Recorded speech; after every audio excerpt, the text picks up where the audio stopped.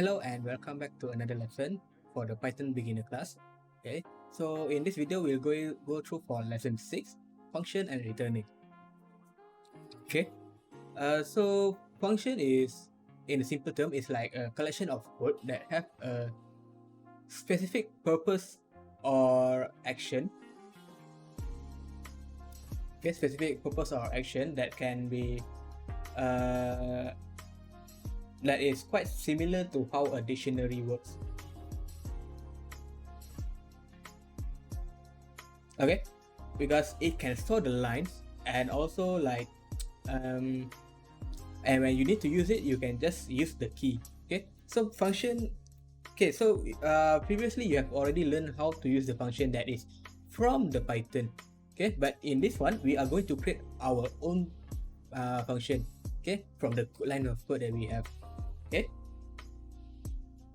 so for those that is familiar with the Scratch or a simple like drag and drop kind of coding, you may know it as a MyBlock.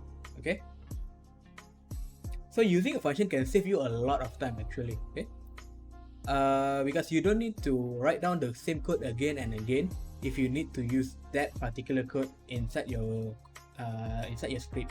Okay, so once you have defined a function, basically you can use it multiple times in your program.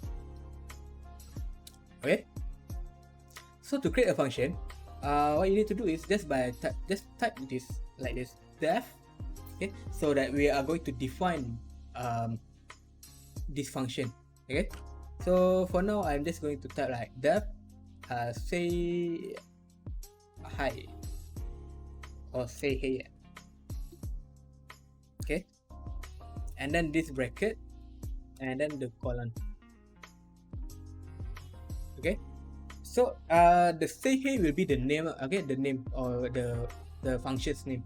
Okay, so each time you want to use the function, then you need to use this name for it. Alright, say hey. Okay, now that we have the function, we're going to print it maybe like hey. Okay, now we have our own function. Okay, this one is just a simple example, but easy for you to understand. Okay, now you have the say hey. Okay, now you want to call it. Okay, you need to call the action. So how do you call it? Just by typing the like this. Okay, just by typing the function name. When you click run, it will print out the hey. Okay, because inside the definition we already have the print hey. Okay, if you don't have the print, then it won't print anything. Okay, but you need to type it over here. Print. Oh, sorry. Not like this. Okay, you need to have the print hey. Okay.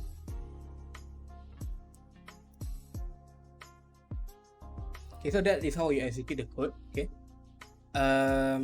So when we execute the function, we call it as a call.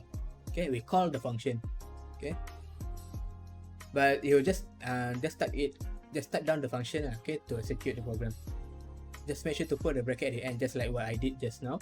Okay, now maybe you're wondering, can we insert information in the bracket? This bracket here, or even inside here, or here? The simple answer is yes, you can add some information over here.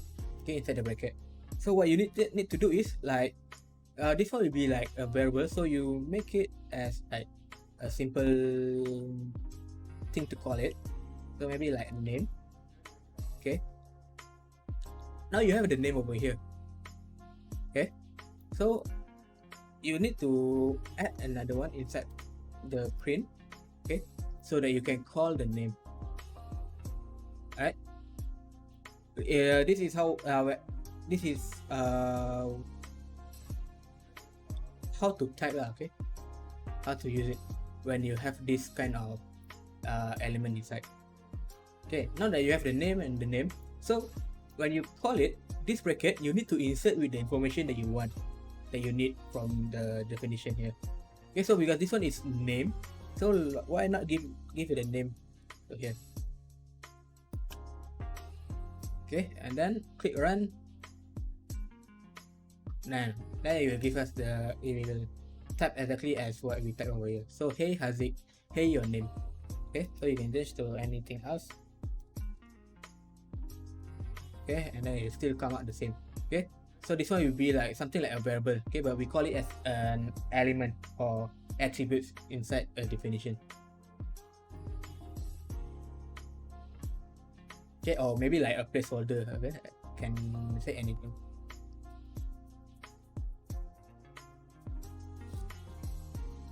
Okay, so and then where we have this thing, we can actually have the variable here or the element here.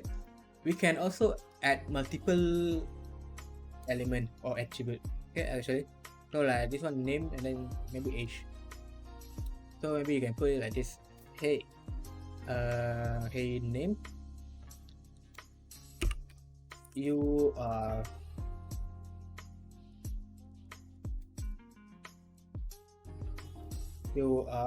age.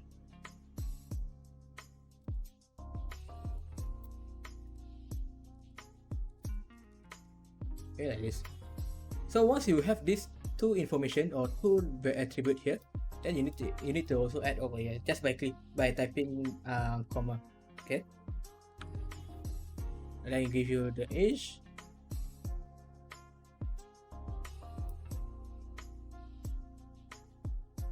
Okay, so this one happened because you need to convert it to a string. So because I forgot to change it to string, so make sure to add the quotation marks.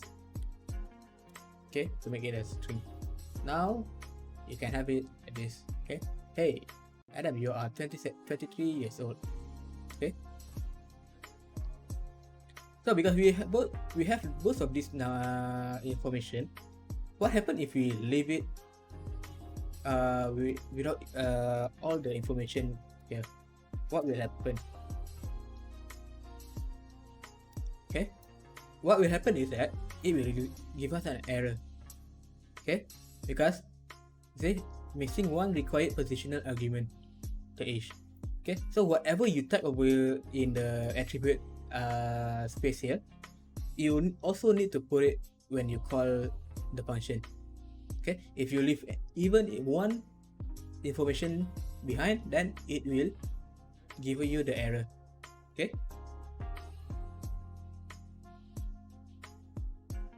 okay, next one.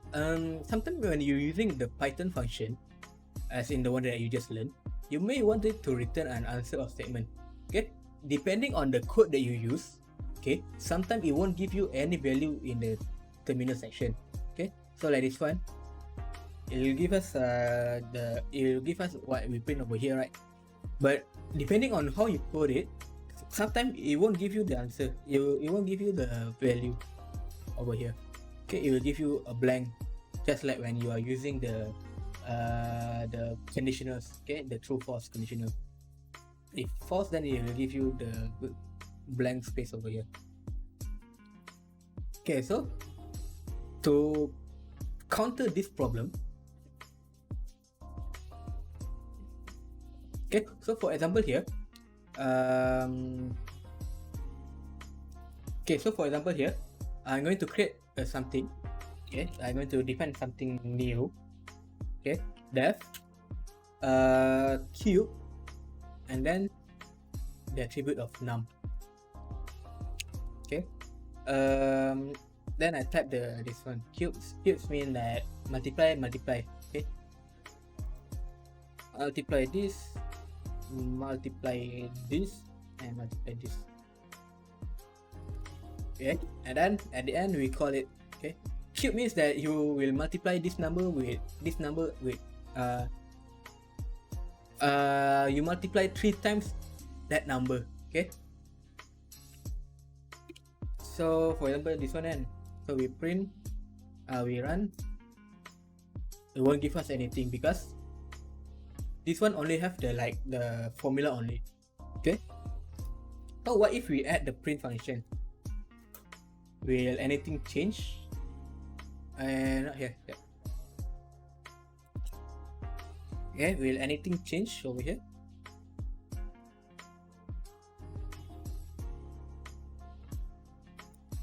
Okay, wait. Don't forget to put the bracket. Oh, it will give us the none. So what do you need to do to solve this problem?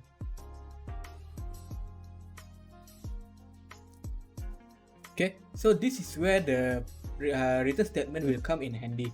Okay, because in a way, when defining something, Python can seem to process the code that involve math operators like plus, subtract, multiply, or divide. Okay, so to use the return statement, what you need to do is just by typing over here return. Okay, return, and then make sure that it's the same thing, num multiply num multiply num.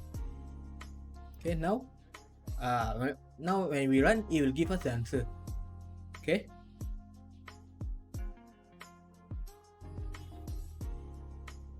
so the return in a way it's kind of like give the signal to Python, telling them that the user want this answer. Hey you Python, I want this answer. The user want this answer. Give them the answer in your terminal. That's what happened over here. Okay.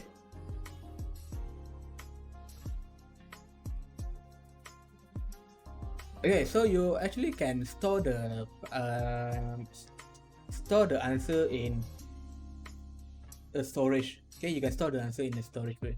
Okay, so to do this one, just create a variable result cube, then the number, any number that you want to cube. Okay, so now this one will change to result. Okay, this one just to show you that it can be stored in any kind of storage. Okay, so 3 times 3 times 3 is 27.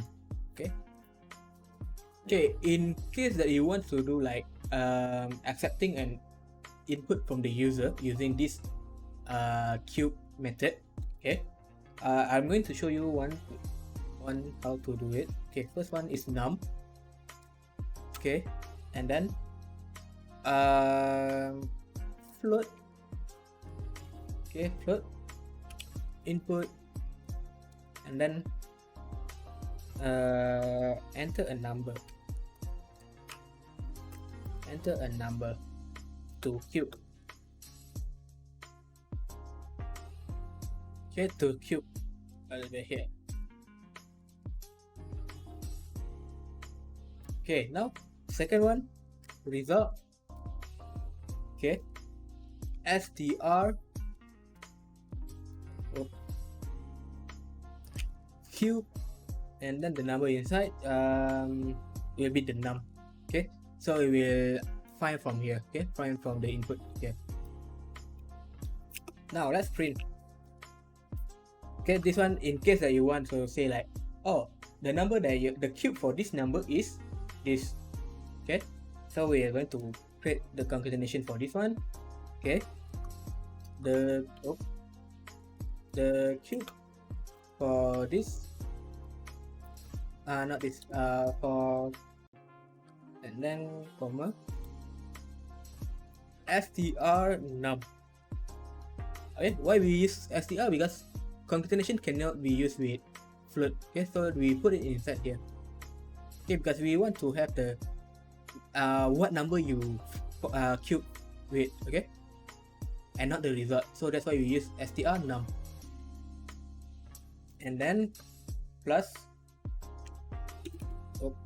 is I think better to have some space in between, and then this one will be the result. Okay, so now when we run the program, it will ask us what number to cube. So whenever I just use 3, and then it will give us like this. Okay, the cube for 3.0 is 27.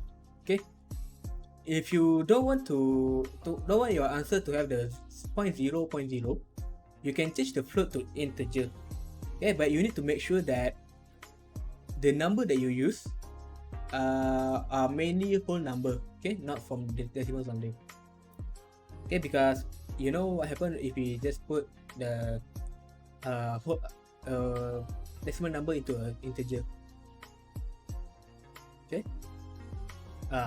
Okay. So now you have a code that will cube a number for you.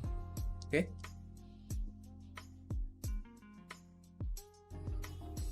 Okay, so that is all for this lesson. Okay, this one is a bit short than usual. Okay, so that is all. Thank you for watching and see you next time.